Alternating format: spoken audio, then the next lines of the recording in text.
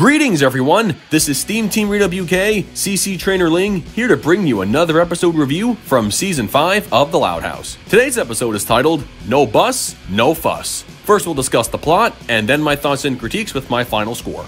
So, let's get right into it. The episode begins on a Friday morning with Lincoln getting on the school bus and sitting at the back because of a broken spring on his usual seat with Clyde. However, some bigger kids, stereotypical one-dimensional bullies who look older than they're meant to be, point out how the back is reserved for 8th graders only. When he accidentally spills his orange juice on one of them, Lincoln and his friends make cleaning up the mess worse, and they get beaten up as a result. Not wanting to face the bullies again, the kids decide to ask their parents to carpool them to school starting Monday. However, one by one, the parents make each drive to school miserable for the kids. The following week, they try to use the city bus system to get to school, but it proves to be more out of the way than they thought. They also try flying to school on a rickety old plane owned by Flip, but even that doesn't work out. Faced with no other choice, they sadly accept the fact they have to go back on the bus. When they see some other kids who got bullied by the same 8th graders, they find out the other kids on the bus have been getting picked on since Lincoln and his friends stopped riding.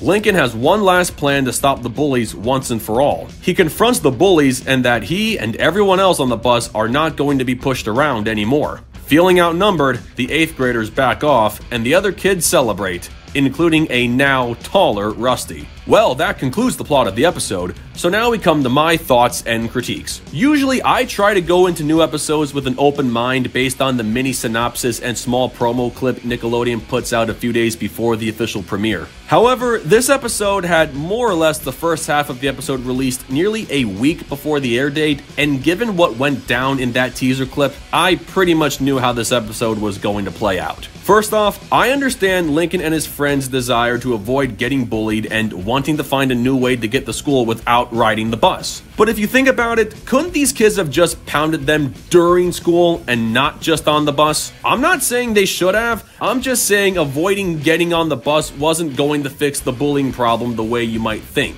But I'll talk more about that in just a bit. Now, when it came to finding new ways to get to school, it was just a series of meh. They made using the city bus system a lot more complicated than it had to be, and they effectively ended up on a car ferry instead.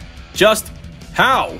How do you mess that up? Lincoln suggested using Lisa's teleporter, so why didn't they just try that? Maybe all the kinks weren't worked out of it yet and only Lisa knows how to use it correctly? I would have preferred seeing them do that than going on Flip's plane and nearly dying. Speaking of which, it's clear Flip went right back to his cheap and greedy ways. Unless a Flipmas Carol takes place on the Christmas following season's cheatings, everything he was supposed to learn in that episode, poof, gone. He changed his ways for nothing. Just send him packing, as it says on his plane's eject button. I will say the carpooling with the parents wasn't as bad, but it definitely had its faults. Zach's parents are more worried about finding aliens than getting everyone to school. Liam's Meemaw's only way of getting around town is on a tractor. Rusty's dad can't pass up a chance to offer his services. And Clyde's dads are way too overprotective. Really? Helmets and pillows on the kids and bubble wrap on the outside of a car going 2 miles an hour? I guess Clyde's message to his dads that he doesn't want to be treated like a baby anymore just hasn't completely sunk in yet, only when it's convenient for the plot. The only sensible parent to give a decent ride to school was Rita, minus her road rage when people cut her off. And this carpool scenario actually left me confused since weren't the kids being driven to school in Vanzilla before Season 5? Rita has done this before, and even Lori has driven her siblings to school in the past.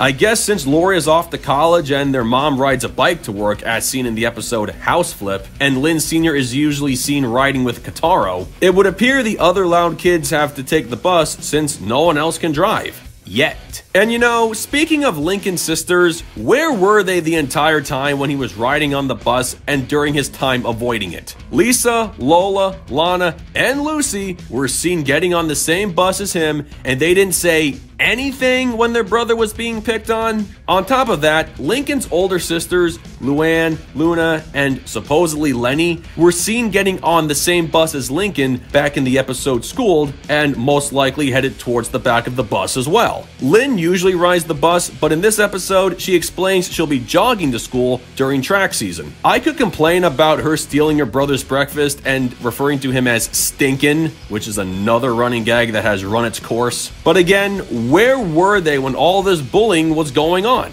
There's no explanation as to why his older sisters are not there now. Did they just start carpooling to high school with their friends? If so, why didn't Lincoln and his friends just ask them for a ride? Either way, it seems the bus in this episode only carries elementary and middle school students. And there's some kind of rule that says only 8th graders can sit in the back with a yellow line dividing their section from the rest of the bus. Maybe Lincoln didn't know about this rule and had to find out the hard way? And as far as the hard way goes, it amazes me how these older kids, who again look more like high school students who got held back, can simply bully these other middle schoolers on the bus, and the driver doesn't even say anything. I guess Ernie is afraid of what these bigger kids might do if he tries to interfere. I suppose the only good thing to come out of this episode was Lincoln and his fellow students taking a stand against the 8th graders and saying enough was enough. And apparently that was enough for the bullying to stop. It seems a little contrived and rather ineffective considering they're all going to the same school and they could just continue the bullying on school grounds. But then again, they'd have an easier time getting in trouble in a school full of teachers as opposed to being on a bus with that pushover of a driver. So it's anyone's guess. Originally, when I heard that one kid explained to Lincoln that other students were being picked on in his absence, I feared they were going to end the episode with a taking one for the team stance. But thankfully they didn't, and that's as good as the episode could get. But it could have been so much better though. Overall, this episode is just stupid. Not even so much bad, just plain stupid. The different ways of getting to school were either annoying, groan-worthy, or just too idiotic for words. The biggest problem was Lincoln's sisters not trying to stick up for him. They were on that bus too, and even if they were scared of getting beaten up as well, they didn't make any effort to defend their brother like they did all the way back in the season 1 episode, Heavy Metal. They even said in the same episode, nobody bullies our brother except us. Again, what's the reason for Lincoln's older sisters, minus Lynn, not being there this time when they were riding with him in the season 5 premiere? I don't think these 8th graders would be messing with Lincoln if his older sisters, high schoolers, were there to stop it. And that could have opened the door to a completely different episode. In a different universe, maybe Lincoln gets bullied on the bus, and while his sisters, including Lynn, fend off the aggressors this time, they teach their brother how to fight his own battles since they won't be around to protect him all the time. I could have easily gotten behind that episode 100%, and it would have been a much more relatable story. Sadly, this is what we got, and it's a major disappointment. With that said, I give No Bus, No Fuss a 6 out of 10. Well, folks, that concludes my review of No Bus, No Fuss. As it stands, it's the worst episode of Season 5 so far, and we're only getting closer to just the halfway point. Wherever my hand was around the panic button back in the episode Kernel of Truth, let's just say my hand is inching a little closer to said button. So what did you guys think of it? Love it? Hate it? Something you would add? Change? Keep it as it is? Let me know in the comments below, and make sure to subscribe to this channel for the latest Loud House content. That's going to do it for me. I'll catch you guys for the next video, but until then, this is SteamTeamRedubUK, CC Trainor-Ling, signing off. Peace out, home slices.